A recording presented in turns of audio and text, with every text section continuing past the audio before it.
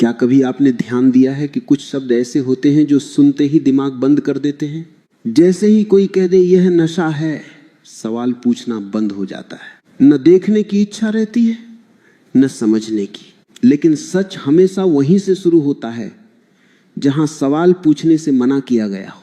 जिस पौधे को आज एक ही शब्द में समेट दिया गया, जिसे देखकर समाज डर जाता है, जिसका नाम आते ही अपराध, अंधकार और पतन की तस्वीर खींच दी जाती है, वही पौधा एक समय इंसान के जीवन का उतना ही साधारण हिस्सा था जितना आज अनाज, तेल या औषधि है।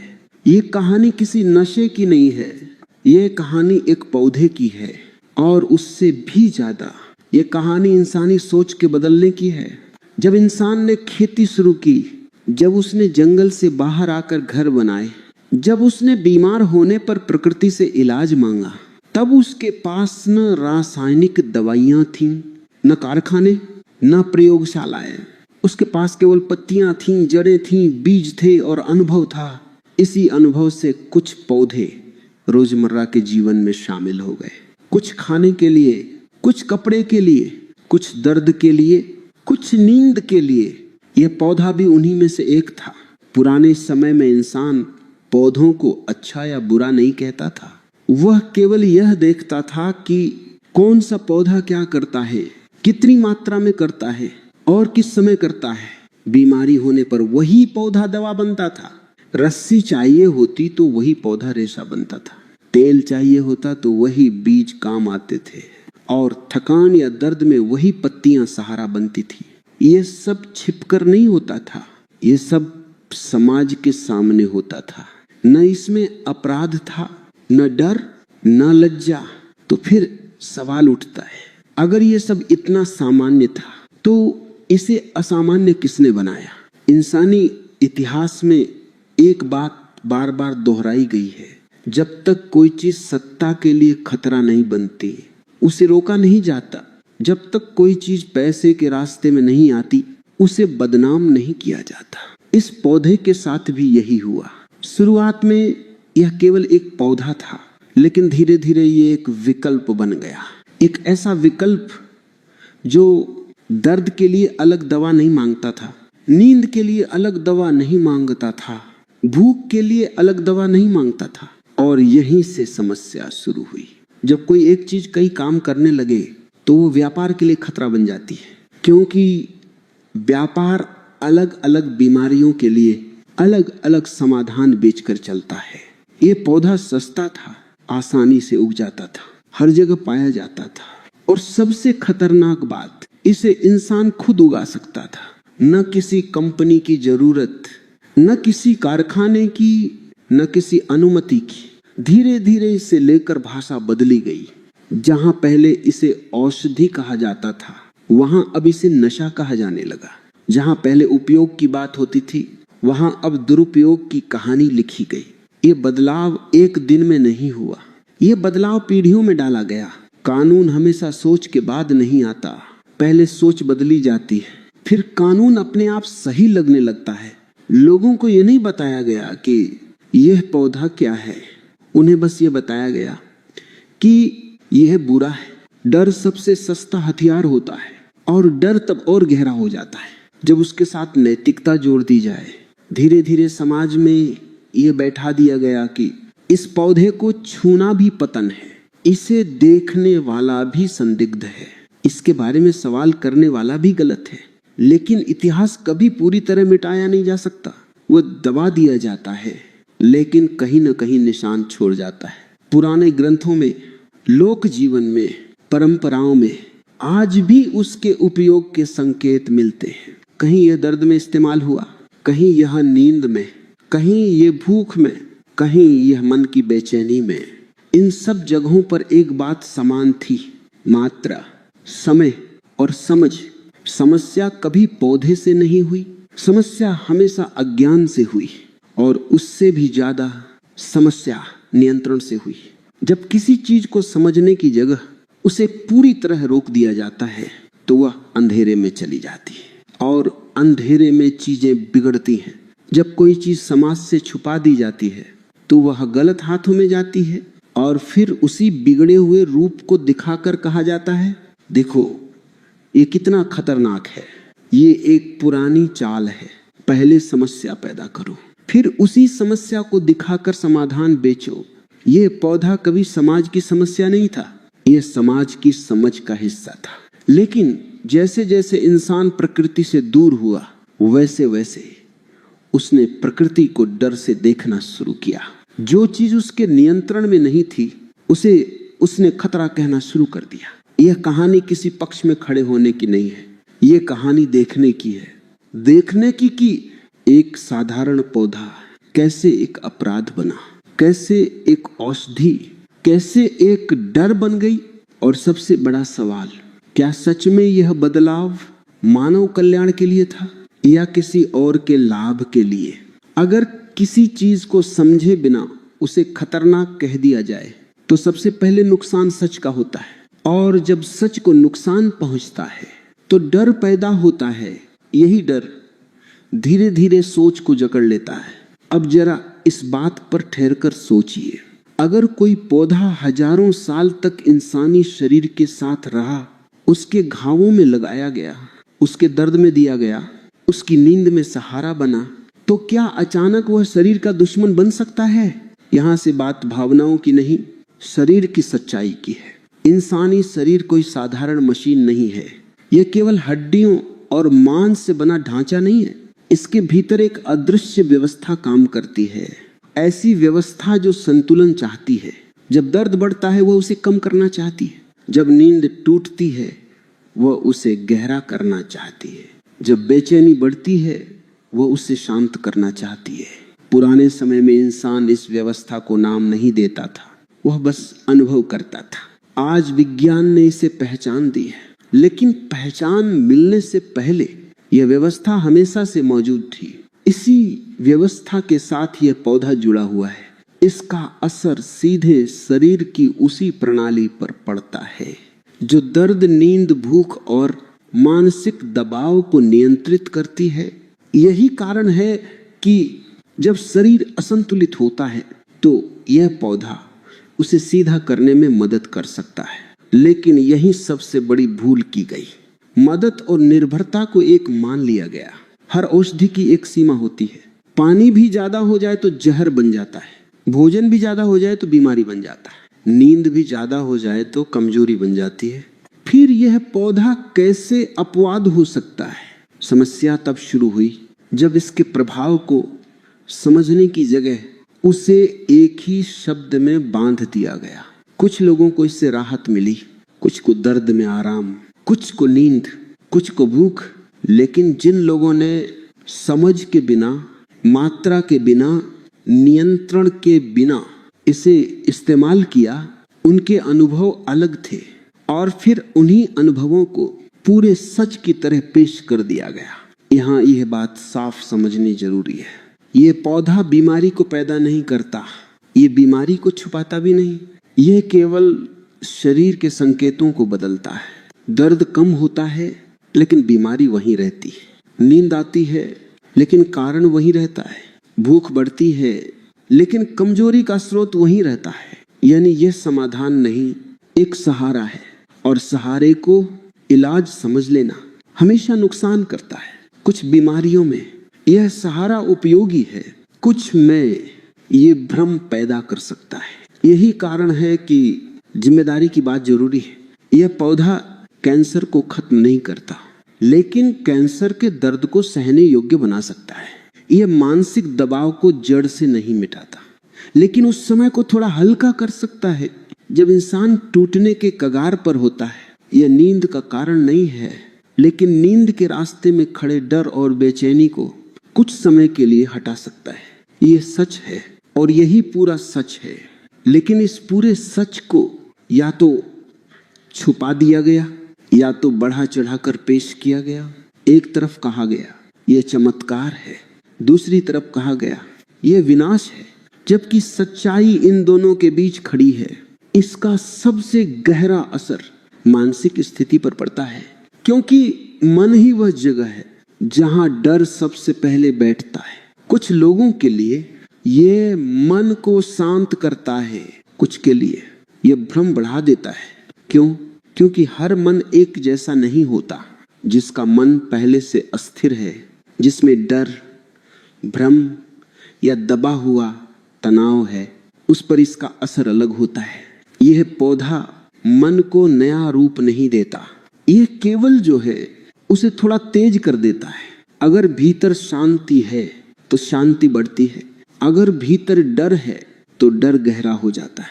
इसीलिए यह कहना कि यह सबके लिए अच्छा है झूठ है, और यह कहना कि यह सबके लिए बुरा है वह भी झूठ है। सच यह है कि यह इंसान की हालत को आईना दिखाता है, और यही बात सबसे ज्यादा डराती है, क्योंकि आईना हमेशा सच्चाई दिखाता है और सच्चाई हर किसी को पसंद नहीं आती। युवाओं में इसका प्रभाव इसलिए ज्यादा चर्चा में रहता है क्योंकि उनका मन अभी बन रहा होता है, उनकी पहचान अभी तय नहीं होती, उनका आत्मविश्वास अभी स्थिर नहीं होता। ऐसे समय में कोई भी चीज जो मन को तेजी से बदल दे खतरा बन सकती है। लेकिन फिर सवाल उठता है, क्या वही खतरा उन रासायनिक दवाओं में नहीं है जो नींद, तनाव और ध्यान के लिए दी जाती है? फर्क सिर्फ इतना है कि एक चीज पर कंपनी का नाम लिखा होता है और दूसरी पर डर का ठप्पा। यह पौधा किसी को महान नहीं बनाता, किसी को ज्ञानी नहीं बनाता, किसी को ऊंचा नहीं उठाता। ये केवल जो है उसे उभार देता है। और यही कारण है कि इसे समझना जरूरी है, न कि पूजा करना या पूरी तरह त्याग देना। जब समाज किसी चीज को समझना छोड़ देता है तो वह दो टुकड़ों में बंट जाता है। एक पक्ष अंधा समर्थन करता है, दूसरा अंधा विरोध, और दोनों ही सच से दूर होते हैं। यह पौधा न देवता है न दानव, यह प्रकृति का एक साधारण हिस्सा है। असाधारण हमारी प्रतिक्रियाएं हैं। जब कोई सच बहुत साफ होता है तो उसे झुठलाने के लिए तर्क नहीं, व्यवस्था चाहिए होती है, और व्यवस्था हमेशा पैसे और सत्ता से बनती है। अब तक बात शरीर और मन तक थी, अब बात उस जगह पहुंचती है जहां फैसले लिए जाते हैं, जहां ये तय होता है कि समाज क्या सही मानेगा और क्या गलत। यहां से कहानी किसी एक इंसान की नहीं रहती, यहां से कहानी प्रणाली की हो जाती है। जब इलाज प्रकृति के हाथ में था तब दवा का व्यापार नहीं था, इलाज अनुभव से चलता था। एक पीढ़ी दूसरी को सिखाती थी, दवा खेतों में उगती थी, जंगलों में मिलती थी, घर के आंगन में सूखती थी। इसमें मुनाफा नहीं था, केवल राहत थी। लेकिन जैसे जैसे शहर बढ़े, जैसे जैसे भीड़ बढ़ी, वैसे वैसे इलाज को काबू में करने की इच्छा बढ़ी, क्योंकि जो चीज काबू में होती है वही बिकती है। प्रकृति को काबू में नहीं किया जा सकता, लेकिन उसके विकल्प बनाए जा सकते हैं। यहीं से दवा उद्योग का जन्म हुआ। बीमारी को नाम दिया गया, फिर उस नाम के लिए एक दवा बनाई गई, फिर उस दवा को एक पहचान दी गई, और फिर उस पहचान को डर के साथ जोड़ा गया। अब बीमारी केवल तकलीफ नहीं रही, वह एक अवसर बन गई। हर दर्द एक बाजार, हर बेचैनी एक संभावना, हर डर एक बिक्री। लेकिन समस्या यहाँ थी, वह पौधा इस पूरी व्यवस्था के बीच खड़ा था।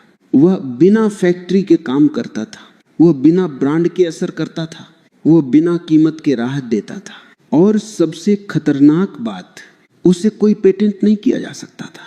यही वह बिंदु था जहां इसे मिटाने की कोशिश शुरू हुई। सीधे यह कहना आसान नहीं था कि यह पौधा हमें पसंद नहीं, इसलिए भाषा बदली गई। अब यह पौधा बीमारी का कारण बताया जाने लगा। अब इसे समाज के पतन से जोड़ा गया।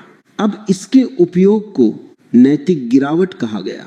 यहाँ राजनीति ने दवा उद्योग का हाथ थामा और मीडिया ने दोनों की आवाज को बढ़ाया। लोगों को बार बार बताया गया कि यह खतरा है, कि यह युवाओं को बिगाड़ देगा, कि यह समाज को कमजोर कर देगा। डर इतना गहरा बैठाया गया कि किसी ने यह पूछने की हिम्मत नहीं की कि वही डर दूसरी दवाओं पर क्यों लागू नहीं होता। नींद की गोलियां लत बन सकती हैं, लेकिन उन्हें दवा कहा गया। दर्द की दवाएं शरीर को खोखला कर सकती हैं, लेकिन उन्हें इलाज कहा गया। क्यों? क्योंकि उन पर किसी का अधिकार था, उन पर किसी का नाम था, उनसे किसी का लाभ जुड़ा था। यह पौधा आज भी हर उस जगह अवैध है जहां उसका नियंत्रण सरकार या उद्योग के हाथ में नहीं। कानून नैतिकता से नहीं बनते, कानून संतुलन से बनते हैं। जिस चीज से नियंत्रण छूटता है उसे अपराध बनाया जाता है। जब किसी पदार्थ को पूरी तरह रोका जाता है तो वो गायब नहीं होता, वह भूमिगत हो जाता है। और भूमिगत चीजें हमेशा गंदी होती हैं, हमेशा खतरनाक होती है। यही हुआ। जिस पौधे को समझ के साथ इस्तेमाल किया जाता था वह अब अंधेरे में गया। उसके साथ मिलावट आई, उसके साथ अपराध जुड़ा, उसके साथ हिंसा जुड़ी। फिर उसी हिंसा को दिखाकर कहा गया, देखो ये कितना खतरनाक है। ये एक बंद चक्र बन गया। पहले रोक, फिर बिगाड़, फिर उसी बिगाड़ को सबूत बना। इस पूरे खेल में सबसे ज्यादा नुकसान सामान्य इंसान का हुआ। वह इंसान जो दर्द में राहत चाहता था, जो नींद चाहता था, जो बेचैनी से थोड़ी दूरी चाहता था, उसे या तो अपराधी बना दिया गया या फिर महंगी दवाओं पर निर्भर। ये कोई संयोग नहीं है कि जहां जहां इस पौधे पर नियंत्रण ढीला किया गया वहां काले बाजार की जगह नियमन आया। क्योंकि जब चीजें रोशनी में होती हैं तो गंदी नहीं होती, लेकिन यह रोशनी हर जगह स्वीकार नहीं की गई, क्योंकि रोशनी में हिसाब देना पड़ता है और हिसाब सत्ता को पसंद नहीं। यहाँ एक और बात समझना जरूरी है, यह लड़ाई पौधे और दवा की नहीं है, यह लड़ाई स्वतंत्रता और नियंत्रण की है। जब इंसान अपने शरीर के बारे में खुद निर्णय लेने लगता है तो वह बाजार से बाहर निकलता है, और बाजार कभी यह नहीं चाहता कि इंसान स्वतंत्र हो। इसलिए उसे डराया जाता है, उसे बताया जाता है कि वह खुद नहीं समझ सकता, कि उसे मार्गदर्शन चाहिए, कि उसे अनुमति चाहिए। यह कहानी सिर्फ इस पौधे तक सीमित नहीं, यह हर उस चीज के साथ हुई है जो इंसान को स्वावलंबी बनाती है, ज्ञान के साथ, प्रकृति के साथ और सवाल पूछने के साथ।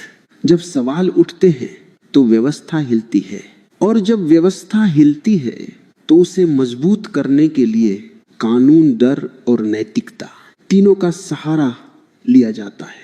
यह पौधा इन तीनों के बीच फंस गया। आज भी बहस इसीलिए उलझी हुई है, क्योंकि बात पौधे की नहीं है, बात अधिकार की है। कौन तय करेगा कि इंसान अपने शरीर के साथ क्या कर सकता है, वह खुद या कोई और? यह सवाल सिर्फ स्वास्थ्य का नहीं है, यह सवाल स्वतंत्रता का है।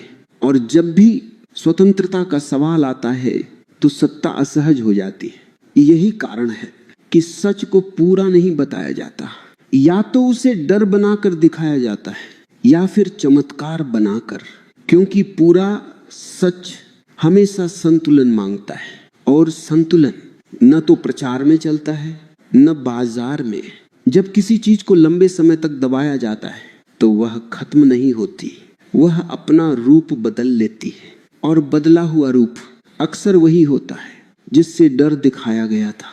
अब यहाँ बात उस जगह पहुंचती है जहां कानून, समाज और हकीकत आमने सामने खड़े होते हैं। जिस दिन किसी पौधे को पूरी तरह अपराध घोषित किया गया, उस दिन यह मान लिया गया कि वह समाज से मिट जाएगा।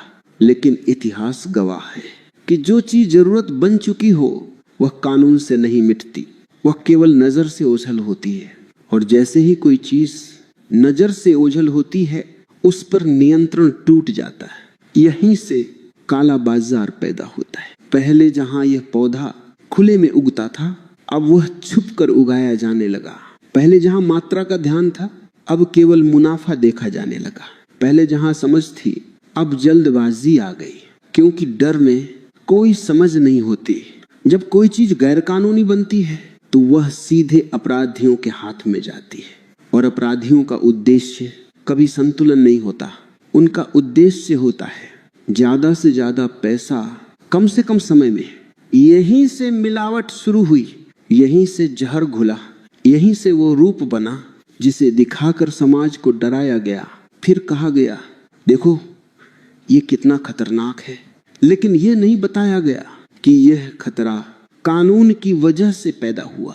यह नहीं बताया गया कि खुले में जो चीज साधारण थी अंधेरे में जाकर विकृत हो गई।